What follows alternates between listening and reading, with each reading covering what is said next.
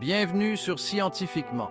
Ici, nous rendons justice à l'intelligence sans complaisance et sans condescendance en toute rationalité et en toute lucidité.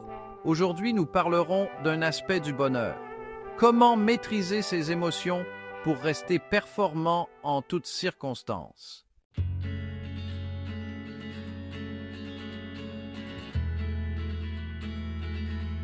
Pourquoi nos émotions ont-elles autant de pouvoir sur nous? Le cerveau émotionnel, un héritage ancestral. Nous avons un système nerveux conçu pour la survie et non pour la performance.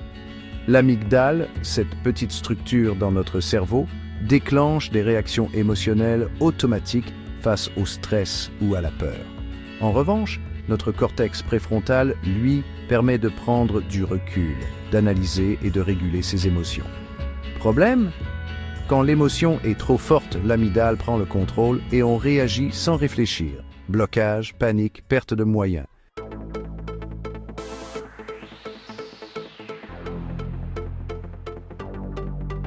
Impact sur la performance. Un excès d'émotion peut parasiter la concentration, réduire la capacité à prendre des décisions rationnelles et détruire la confiance en soi. Mais quand on sait les réguler, nos émotions deviennent un levier incroyable pour gagner en motivation, en énergie et en clarté mentale. D'ailleurs, une étude menée sur des sportifs de haut niveau a montré que ceux qui savent gérer leur stress ont 30% de meilleures performances que les autres.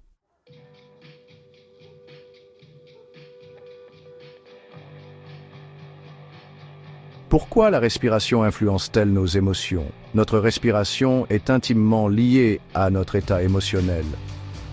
Lorsque nous sommes stressés, anxieux ou en colère, notre respiration devient courte et irrégulière. Cela active le système nerveux sympathique, responsable de la réaction de combat ou fuite, ce qui entraîne une augmentation du rythme cardiaque, une tension musculaire accrue et une diminution de notre capacité de réflexion rationnelle.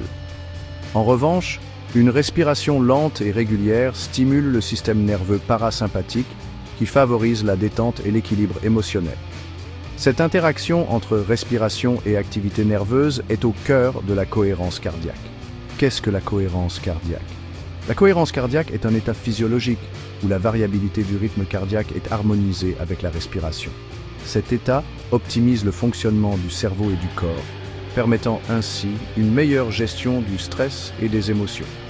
Des recherches menées par l'Institut HeartMath et plusieurs études en neurosciences ont montré que pratiquer régulièrement la cohérence cardiaque permet une réduction immédiate du stress et de l'anxiété, une amélioration de la concentration et des capacités cognitives, un renforcement du système immunitaire, une meilleure régulation de la pression artérielle.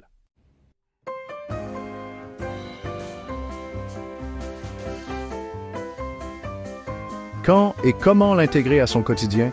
Le matin, pour commencer la journée avec clarté et sérénité, avant un événement stressant. Présentation, compétition, entretien, prise de parole, après une situation tendue, pour retrouver rapidement votre équilibre émotionnel, avant de dormir pour favoriser un sommeil réparateur. Ceci favorise une meilleure concentration et une prise de décision plus efficace sous stress extrême. Ainsi, maîtriser votre respiration, c'est reprendre le contrôle de vos émotions et de vos performances. Essayez cette technique pendant une semaine et observez les changements dans votre concentration, votre sérénité et votre bien-être général. Défi. Intégrez 5 minutes de cohérence cardiaque par jour et partagez votre ressenti en commentaire.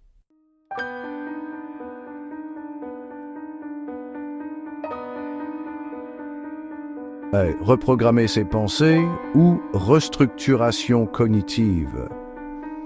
Nos émotions sont influencées par ce qu'on se dit à nous-mêmes. Plutôt que de penser « je vais échouer », dites-vous « j'ai les compétences pour réussir, je me prépare et je donne le meilleur de moi-même ». C'est prouvé. Ce type de recadrage booste la confiance et réduit la peur de l'échec. La restructuration cognitive est une technique issue de la thérapie cognitive et comportementale qui permet de modifier les pensées négatives ou irrationnels qui influencent nos émotions et nos comportements. En apprenant à repérer et remplacer ces pensées automatiques, nous pouvons mieux gérer le stress, la peur de l'échec et le manque de confiance en nous.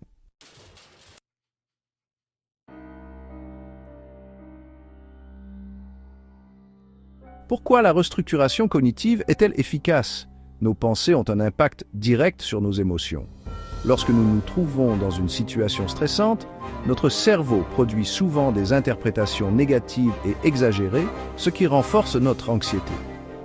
Exemple, avant une présentation importante, une personne peut se dire « Je vais complètement rater cette présentation, tout le monde va me juger ». Ce type de pensée alimente le stress et réduit les performances. À l'inverse, une pensée restructurée peut être « Je me suis bien préparé et même si tout n'est pas parfait, je peux m'adapter et bien faire ».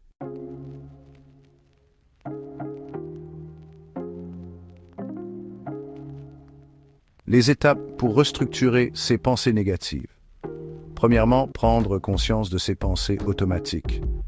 Notez les pensées qui surgissent dans les moments de stress ou d'émotions intenses. Identifiez les schémas récurrents comme « je suis nul » ou « ça ne marchera jamais ». Deuxièmement, évaluez l'exactitude de ces pensées.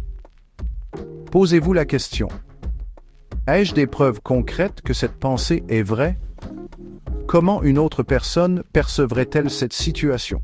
Cette pensée m'aide-t-elle ou me bloque-t-elle?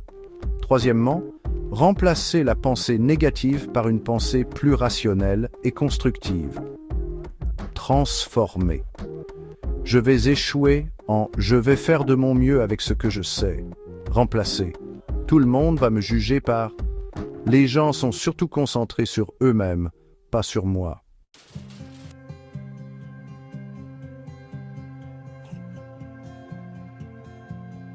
Exercice de restructuration cognitive en 2 minutes. Notez une pensée négative qui vous traverse souvent l'esprit. Demandez-vous si elle repose sur des faits concrets. Trouvez une reformulation plus réaliste et encourageante. Répétez cette nouvelle pensée à voix haute ou écrivez-la plusieurs fois. Exemple. Pensée automatique. Je ne suis pas assez bon pour ce projet. Pensée restructurée. Je suis en apprentissage. Et chaque effort me rapproche de la maîtrise.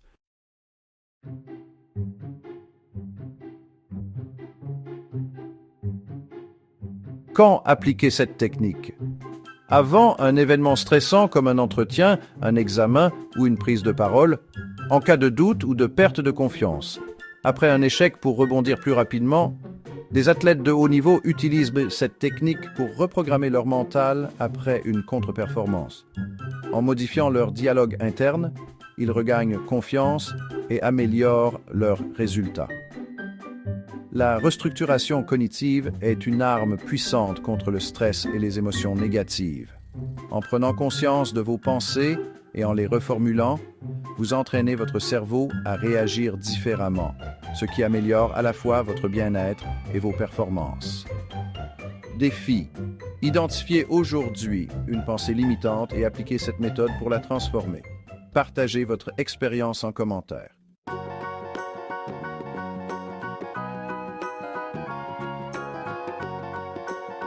Il y a la pleine conscience ou mindfulness. Une émotion négative n'est dangereuse que si on la laisse nous envahir. Solution. Prenez 2 minutes pour observer votre émotion sans la juger. En faisant cela, vous réduisez l'impact émotionnel et évitez de réagir sous l'impulsion. La pleine conscience ou mindfulness est une méthode scientifiquement prouvée qui consiste à focaliser son attention sur le moment présent sans jugement. Elle aide à observer ses pensées et ses émotions avec recul, évitant ainsi de réagir impulsivement sous l'effet du stress ou de l'anxiété.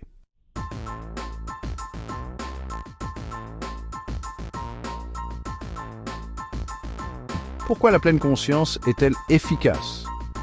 Le stress et les émotions négatives sont souvent amplifiés par nos pensées automatiques.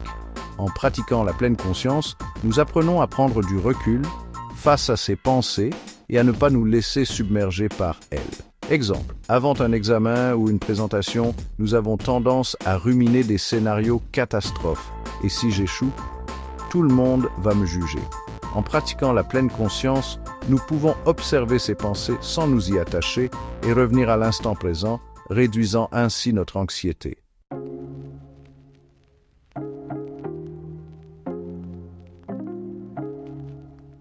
Exercice rapide de pleine conscience en 2 minutes. Fermez les yeux et inspirez profondément par le nez. Expirez lentement par la bouche en relâchant les tensions. Portez attention aux sensations de votre corps et aux bruits autour de vous. Observez vos pensées sans chercher à les repousser ou à les analyser. Après 2 minutes, ouvrez les yeux et notez comment vous vous sentez.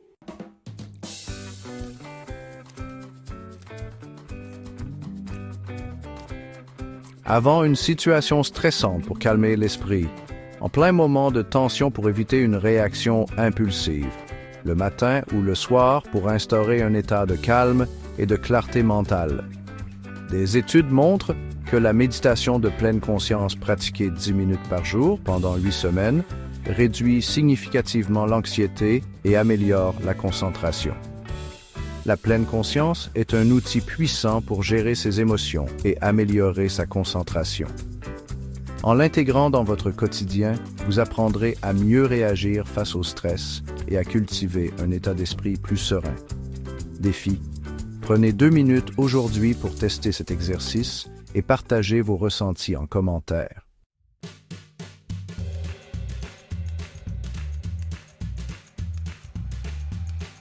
« 4. L'ancrage émotionnel. Associez un geste ou un mot-clé à un état positif. Exemple: chaque fois que vous ressentez du stress, pressez légèrement votre poignet en répétant une phrase comme « Je suis calme et confiant ». À force de répétition, votre cerveau associera ce geste à un état de sérénité immédiat. L'ancrage émotionnel est une technique puissante qui repose sur un principe simple: associer un geste, un mot-clé ou même une image à un état émotionnel spécifique, comme la sérénité, la confiance ou la joie. Cela peut être particulièrement utile lorsque nous nous retrouvons confrontés à des situations stressantes, anxiogènes ou perturbantes. L'idée est de réentraîner notre cerveau à faire le lien entre un certain stimulus, le geste ou le mot-clé, et un état émotionnel positif grâce à la répétition. Cette méthode, inspirée de la programmation neurolinguistique ou PNL, vous permet de créer des réflexes automatiques qui agissent rapidement en cas de besoin.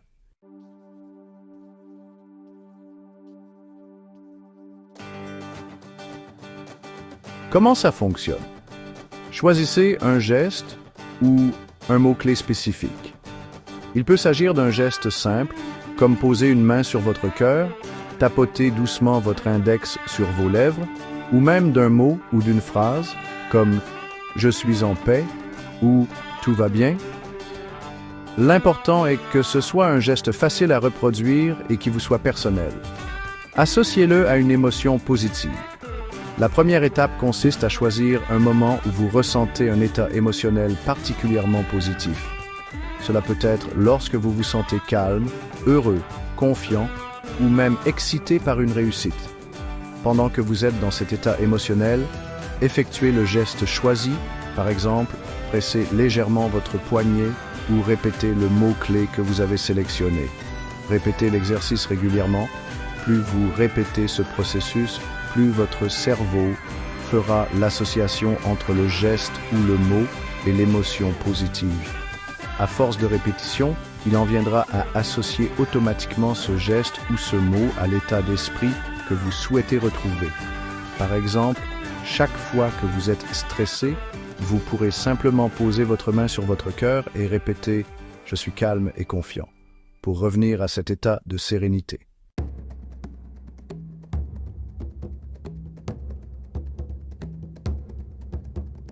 Pourquoi cela fonctionne-t-il?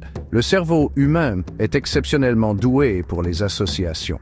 Lorsque vous reliez un geste ou un mot à un état émotionnel positif, votre cerveau commence à catalyser cette émotion chaque fois que vous reproduisez le geste ou prononcez le mot-clé. C'est un peu comme un signal qui lui dit « c'est le moment de me calmer ou de me concentrer ». Les recherches en psychologie montrent que les émotions sont profondément liées aux actions physiques. En activant consciemment un geste physique, vous influencez votre état mental. Cela s'appuie sur la théorie de la rétroaction corporelle qui stipule que le corps et l'esprit sont interconnectés. Par exemple, sourire, même sans raison particulière, peut augmenter le bien-être émotionnel, car le cerveau associe le sourire à la joie.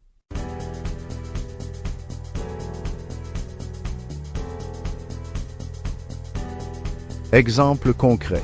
Imaginons que vous avez une présentation importante à faire au travail et que vous vous sentez nerveux. Avant de commencer, vous pouvez répéter le geste d'appuyer doucement sur votre poignet en prononçant la phrase « Je suis calme et confiant ». Vous l'avez fait plusieurs fois au cours des dernières semaines lorsque vous vous sentiez calme et détendu, et maintenant votre cerveau a fait le lien entre ce geste et cet état de sérénité. Ainsi, en appuyant sur votre poignet avant la présentation, vous rappelez à votre cerveau cet état de calme, ce qui peut réduire votre anxiété et vous permettre de vous concentrer pleinement sur votre présentation.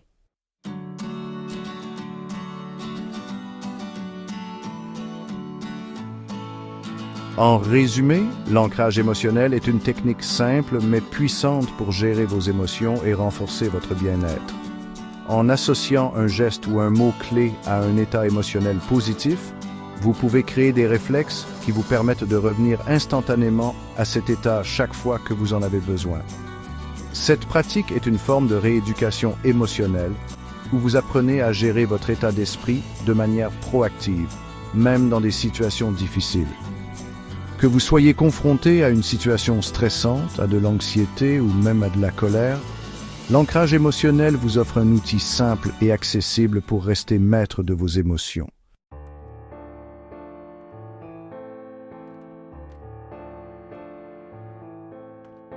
Le principe est simple.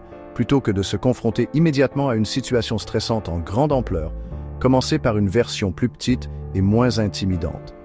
Par exemple, si vous avez peur de parler en public, il est inutile de commencer directement par une conférence devant une grande audience. Optez plutôt pour des étapes plus petites et accessibles. Commencez par de petites étapes. Parlez devant une seule personne, comme un ami de confiance ou un membre de la famille. Cela vous permettra de commencer à vous habituer à l'acte de parler à d'autres sans être submergé par la peur. Augmentez progressivement la difficulté. Une fois que vous êtes à l'aise avec un interlocuteur, essayez de vous exprimer devant 2 ou 3 personnes. L'idée est d'augmenter progressivement le nombre de personnes tout en restant dans une zone où vous vous sentez relativement en sécurité. Enchaînez avec des groupes plus grands. À mesure que vous vous sentez plus confiant, vous pouvez vous exposer à des groupes plus importants, comme une petite réunion ou un groupe de travail.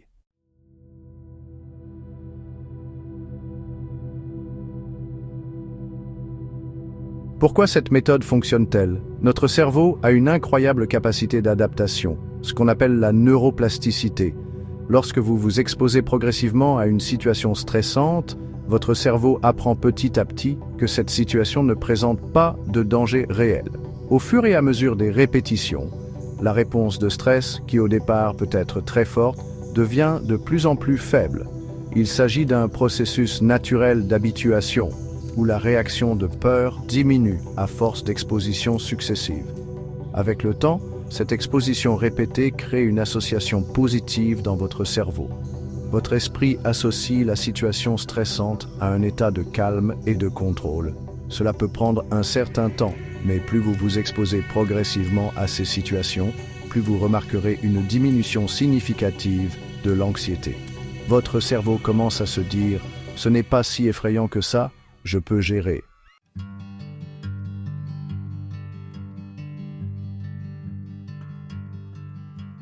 Cela s'applique à de nombreuses situations stressantes, parler en public, passer un entretien d'embauche, rencontrer de nouvelles personnes ou même gérer des tâches compliquées au travail. L'exposition progressive permet non seulement de réduire l'anxiété, mais aussi de renforcer votre confiance en vous, car chaque étape franchie avec succès devient un nouveau point de référence positif pour votre esprit. Un exemple concret: si vous redoutez de faire une présentation devant une grande salle, commencez par vous entraîner devant un miroir ou enregistrez-vous pour observer votre prestation.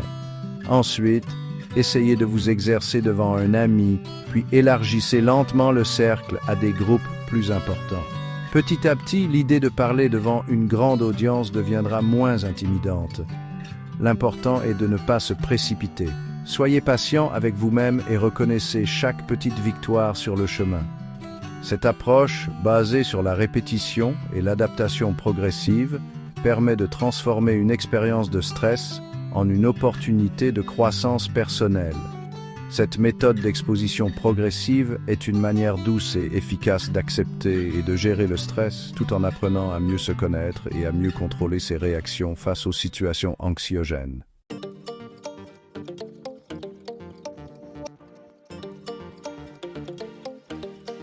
Et expérimentez et adoptez ces stratégies, ou du moins celles qui marchent pour vous. Mettez en place une routine, testez chaque technique et voyez ce qui fonctionne le mieux pour vous. Pratiquez régulièrement. Ce n'est pas en une seule fois que vous verrez des résultats.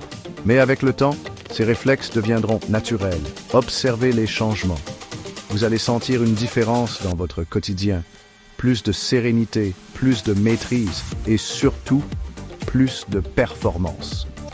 Un entrepreneur m'a confié que, grâce à la respiration et à la restructuration cognitive, il a enfin pu réussir ses présentations sans stress paralysant.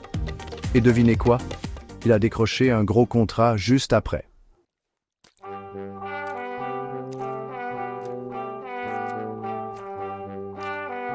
Alors, ma conclusion, prenez le contrôle dès aujourd'hui. Quelle technique allez-vous tester en premier?